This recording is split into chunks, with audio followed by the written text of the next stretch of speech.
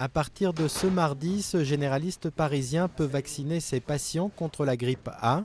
Lui-même n'est pas convaincu de l'opportunité de vacciner, mais surtout, il n'a aucune idée de la façon dont cela peut bien s'organiser.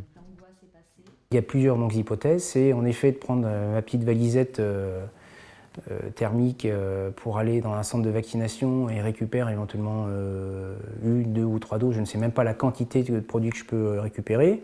Ou est-ce que je demande aux patients de passer d'abord à l'officine pour récupérer le vaccin en question? Oui, mais voilà, dans les pharmacies, c'est aussi le flou le plus total. Toujours pas de vaccin en stock.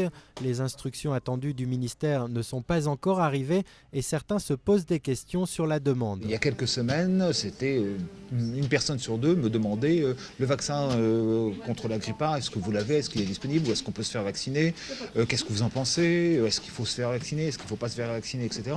Aujourd'hui, ces questions n'existent pratiquement plus. La profession réclamait pourtant depuis de longs mois la possibilité de vacciner. Pour les médecins, la vaccination en cabinet correspond davantage aux attentes des patients que l'anonymat des gymnases. Selon eux, cela aurait permis de vacciner entre 10 et 20 millions de personnes en l'espace de 3 mois contre les 5 millions réalisés dans les centres spécialisés. Mais depuis, la défiance envers la vaccination et ses effets secondaires a fait son chemin.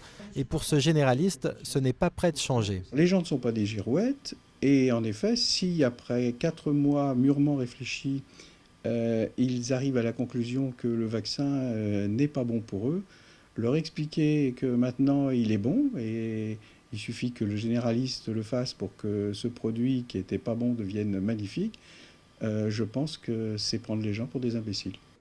Des Français qui ont d'ailleurs un avis bien arrêté sur la question. Pour près de 70% d'entre eux, le gouvernement a largement surestimé la dangerosité du virus et a eu tort de commander une aussi grande quantité de vaccins.